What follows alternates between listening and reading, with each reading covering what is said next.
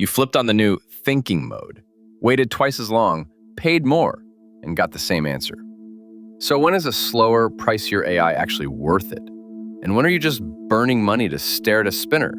That question has one clean answer.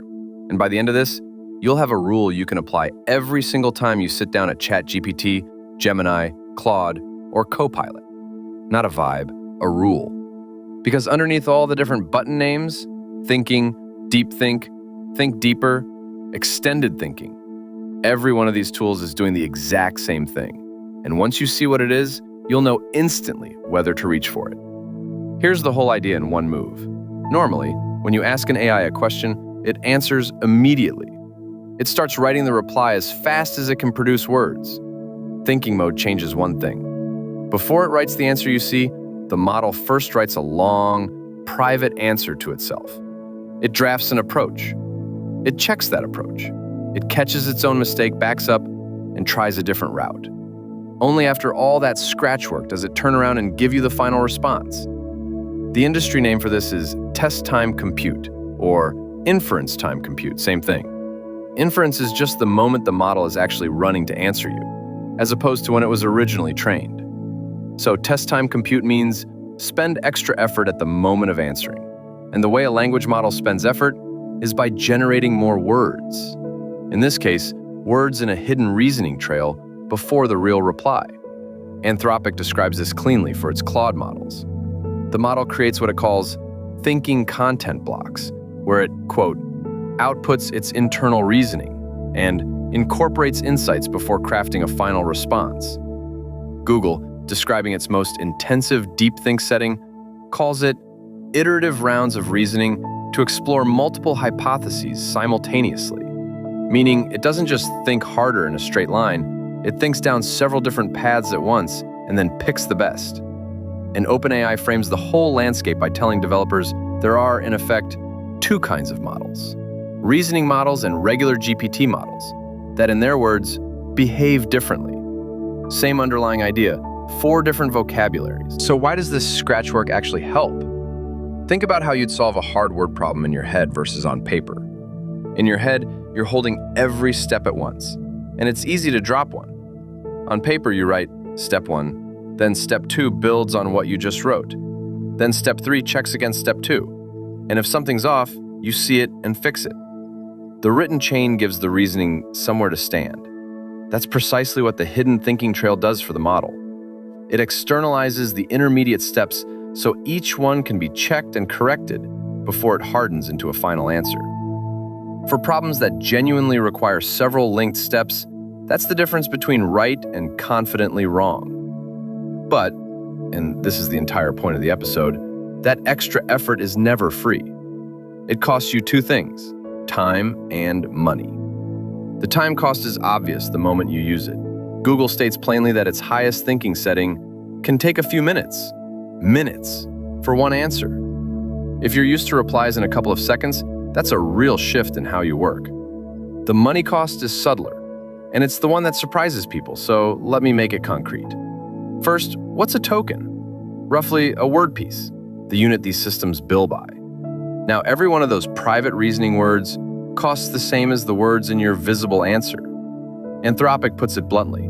You are, quote, charged for the full thinking tokens generated, even if the final response is only 200 tokens.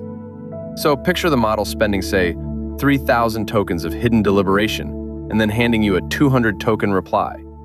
You pay for all 3,200. The thinking you never even see is most of the bill. Now stack those 2 costs against the benefit and the rule writes itself. If the problem is hard, multiple steps that depend on each other, genuine ambiguity where the right interpretation isn't obvious, or a decision where a wrong answer actually costs you something, then paying more and waiting longer to get it right is an easy trade. Math you can't afford to fumble. A logic or planning problem with a dozen moving constraints. A tricky piece of code where a subtle bug is expensive. A high-stakes call where being confidently wrong is worse than being slow. That's exactly where the draft, check, revise loop earns its keep. But if the problem is simple, a fact lookup, a definition, a quick rewrite, a straightforward draft, thinking mode gives you nothing except a longer wait, and a bigger invoice. There's no multi-step reasoning to do. Anthropic's own contrast is the perfect mental image. A complex math question genuinely benefits from thinking. But ask, what time is it? And thinking mode is pure waste. No reasoning, just cheaper and faster to answer directly. For the easy stuff, a fast standard model is equal or better, because better for a simple task means correct and instant. And thinking mode only delivers the correct part while charging you for the delay. OpenAI, advising developers, lands in the same place. Use reasoning for the ambiguous, complex, high-value problems. And for everything else, let a cheap, fast model handle it, escalating to the heavy reasoning only for the final, hard decision. Their line is one worth keeping. One family of models isn't better than the other. They're different tools for different jobs. So here's your rule, and it holds no matter which product you're in. Turn thinking mode on when the problem has multiple steps, real ambiguity, or a costly wrong answer. Turn it off for facts, quick lookups, and simple drafts, because there you'll only pay more and wait longer for the same result you'd have gotten instantly. Now, where do you actually find this switch? Different name in each product, same mechanism underneath, one costume per vendor. In ChatGPT, the default quietly decides for you, auto-routing each request. On the paid tiers, you get a manual picker, instant, thinking, and pro. And you can often nudge it toward reasoning just by starting your message with the word think. Gemini turns it into a dial you slide, standard for everyone. Extended, a step up even on the free tier with caps, and deep think at the top.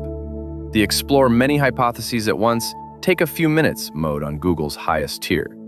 And the higher you slide, the more of your usage allowance it eats. Claude gives you two flavors: extended thinking, where you can literally hand the model a token budget for how hard to think, and the newer adaptive thinking, where the model itself decides based on the problem. And Copilot calls its version Think Deeper, currently free in the consumer app, with paid subscribers getting priority when servers are busy, running on OpenAI's newest reasoning models under the hood. Notice the pattern across all four. Different names, different menus, one identical mechanism. Spend extra inference time compute to draft, check, and revise before answering. The button is not the thing. The thing is the trade-off, and the trade-off is the same everywhere. Which means the honest comparison isn't whose thinking mode is best, it's this. On any of them, the value of turning it on is decided by your problem, not by the brand. Give ChatGPT's thinking a knotty planning problem, and it'll likely reward you. Give Gemini's deep think a genuine multi-hypothesis puzzle, and those parallel rounds are exactly the right tool. Point Claude's extended thinking at hard code, and let it spend the budget. Ask Copilot's think deeper to reason through a messy business decision inside your documents. Every one of them turns extra time and extra cost into extra accuracy on the hard stuff. And every one of them wastes that same time and cost on the easy stuff. The switch behaves the same in every vendor's hands. So the verdict, is thinking mode worth it? Yes, selectively, and never as your default. It's a switch, not an upgrade. Leaving it on for everything is the fast lane to slower answers and higher bills, with no payoff on the 90% of your questions that never needed it.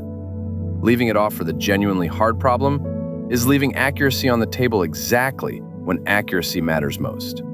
Match the effort to the problem. Multiple steps, real ambiguity, a wrong answer that costs you, think. A fact, a lookup, a quick draft, don't.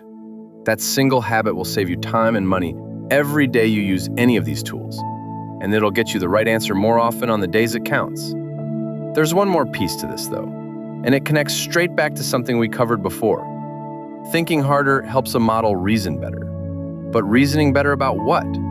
If the facts it's reasoning over are just pulled from memory, even flawless reasoning can build a beautiful, confident, completely wrong conclusion. The other half of trustworthy answers is grounding the model in real, current, specific information. Your information. Next time on Under the Hood, we open that other half, RAG, how you get an AI to actually read your files, your contracts, your data, instead of guessing from what it happens to remember.